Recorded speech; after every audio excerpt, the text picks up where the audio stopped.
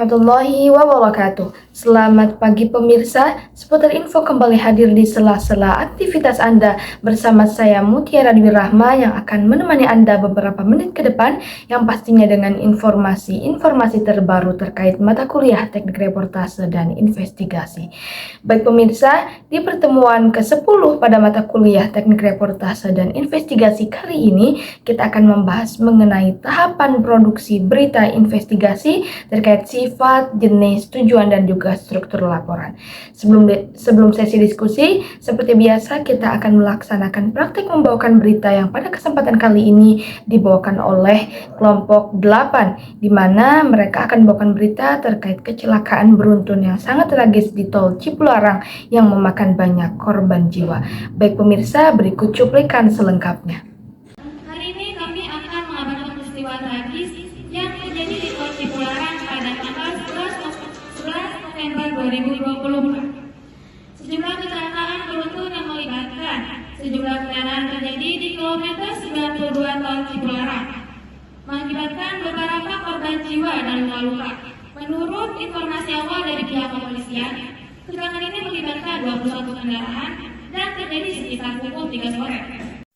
Baik pemirsa, kesimpulan dari berita tersebut adalah kita harus selalu berhati-hati tentunya dalam berkendara agar tidak terjadi hal yang tidak diinginkan seperti berita tersebut yang dapat menimbulkan banyak kerugian bukan hanya untuk kita sendiri, juga kerugian bagi orang lain. Baik, berita selanjutnya membahas mengenai materi dalam diskusi yang pada kesempatan kali ini akan membahas mengenai tahapan produksi berita investigasi menyangkut sifat, jenis, tujuan, dan juga struktur laporan. Sebelum masuk ke dalam tahapan produksi berita, kita akan membahas mengenai definisi jurnalisme investigasi adalah kegiatan mengumpulkan, menulis, mengedit, dan menerbitkan berita yang bersifat investigatif atau sebuah penelusuran panjang dan mendalam terhadap suatu kasus yang dianggap memiliki kejanggalan. Nah, jurnalisme investigasi memiliki 4 ciri, diantaranya yaitu riset dan reportase yang mendalam dengan jangka waktu yang panjang untuk membuktikan kebenaran atau kesalahan hipotesis. Yang kedua adalah paper trail yang dilakukan untuk mencari kebenaran dan mendukung hipotesis. Yang ketiga adalah wawancara mendalam dengan pihak-pihak yang terkait dengan investigasi, dan yang terakhir adalah pemakaian metode penyelidikan polisi dengan peralatan anti kriminalitas seperti melakukan metode penyamaran ataupun memakai kamera tersembunyi. Nah, adapun jenis berita investigasi antara lain adalah berita investigasi mengenai korupsi, kriminal, politik, bisnis, sosial, dan juga berita investigasi lingkungan.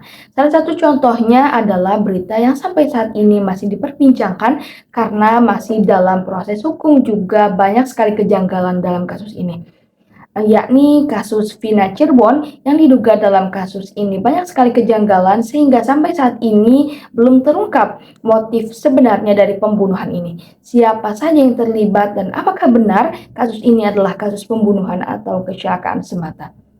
Pemirsa, dalam kasus ini pemberitaannya tidak hanya disebarluaskan melalui koran, majalah, televisi ataupun media online, tetapi juga dijadikan sebuah film dan dokumenter dengan judul Vina Sebelum 7 Hari. Selain bertujuan untuk mengungkapkan sebuah fakta, jurnalisme investigasi juga bertujuan untuk menjalankan fungsi sebagai pengawas terhadap pemerintah dan instansi lainnya. Selain itu, untuk meningkatkan kesadaran masyarakat tentang masalah-masalah sosial dan politik, juga untuk memicu informasi sosial dan kebijakan yang lebih baik, serta mendorong tindakan dari pihak berwenang. Meningkat kepada tahap penulisan laporan berita investigasi, di mana dalam menulis laporan harus melewati 3 tahap.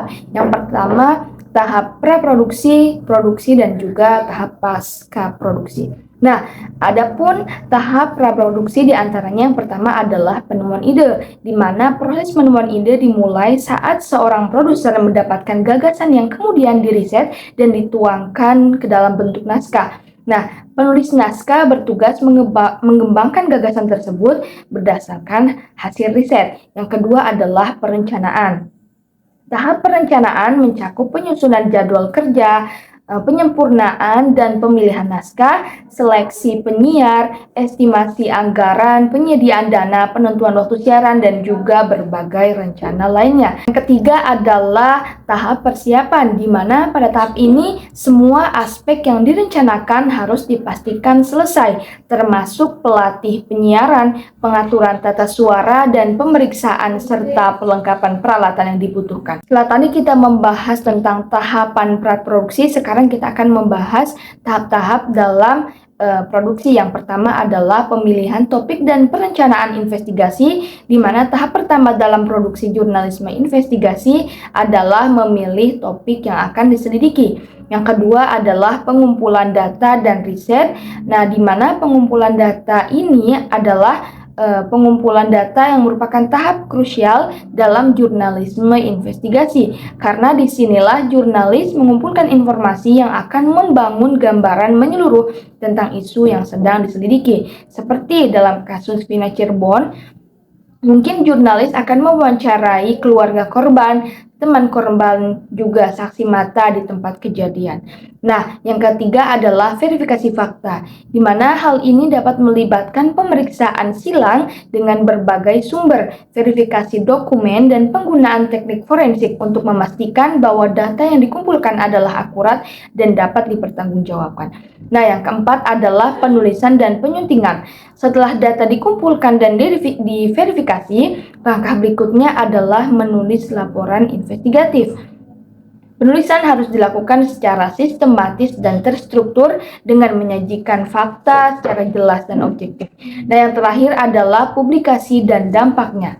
Setelah laporan selesai, langkah terakhir adalah publikasi. Laporan investigatif seringkali dipublikasikan dalam bentuk artikel, laporan panjang, atau dokumenter tergantung pada jenis media yang digunakan. Adapun dampak setelah proses produksi tersebut adalah resiko terhadap keamanan jurnalis, baik secara fisik maupun karir. Selain itu, jurnalisme investigasi juga sangat-sangat membutuhkan waktu yang lama, biaya, juga tenaga yang harus ekstra, yang seringkali membuat para jurnalis memiliki keterbatasan dalam menjalankan tugasnya.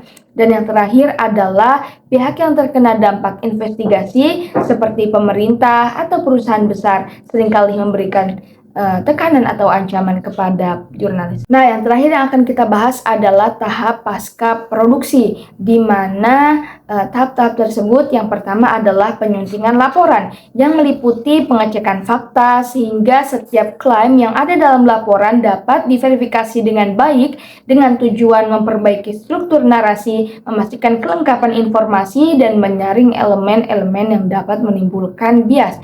Yang kedua adalah pengujian dampak dan pertimbangan etis, yakni mempertimbangkan kemungkinan reaksi atau konsekuensi sosial, hukum, dan politik dari publikasi laporan tersebut. Yang ketiga adalah revisi dan klarifikasi. Nah, revisi bisa melibatkan penambahan atau pengurangan informasi untuk memastikan laporan tetap jelas, komprehensif, dan dapat dipahami dengan baik oleh pembaca. Terakhir adalah pengelolaan konten dan penyusunan format. Penyusunan format akhir laporan investigasi harus disajikan dengan cara yang menarik dan mudah diakses oleh pembaca. Adapun tantangannya bisa dalam bentuk tekanan dari pihak yang terlibat, resiko hukum, keterbatasan waktu dan sumber daya, dan juga pengaruh publikasi terhadap masyarakat. Baik pemirsa, mungkin penjelasan tadi menutup perjumpaan kita pada pagi kali ini. Saya Mutiara Dwi Rahma beserta staf yang bertugas pamit undur diri dan mengucapkan terima kasih atas kebersamaan Anda. Tetap jadi penonton setia, karena saya akan selalu hadir dengan informasi-informasi terbaru selama 1 semester ke depan. Pamit undur diri, wassalamualaikum warahmatullahi wabarakatuh.